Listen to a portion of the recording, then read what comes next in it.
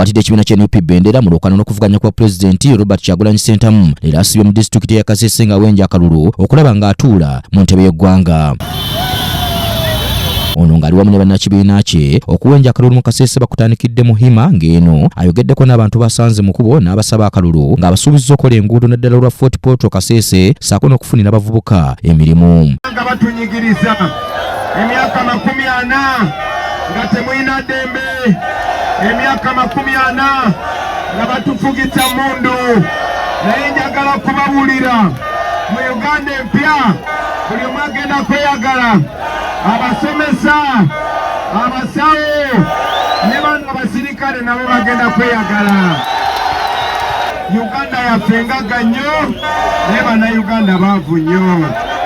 Mu abantu b'eno naddala abantu b'e Kasese mumanyi eno waliyo railway transport nga y'amaanyi.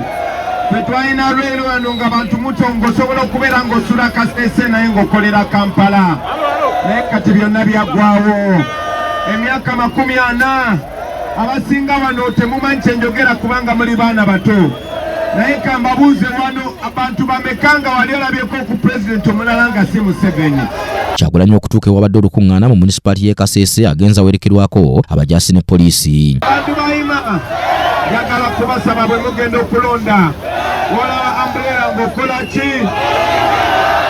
Bwe munaagenda okulonda mujja kulaba Kyagulanyi.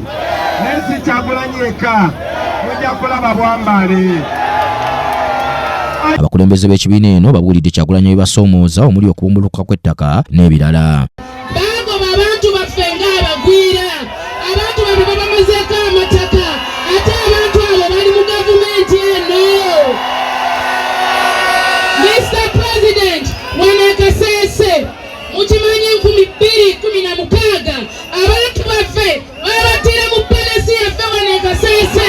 Mukimanyi bulungi Mr. President, abantu baffe bafiira babbaabwe, tulina wano bamulekwa, tulina ba widows, tulina ba widowers batebafunangako justice.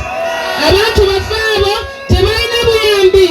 Mr. President, ffe ng'abantu b'e Kasese tusaba naffe wetunaba tukuwadde obuyinza otuleetere wano yunivasite yaffe. Ffe ng'abantu b'e Kasese tufune General Referral Hospital.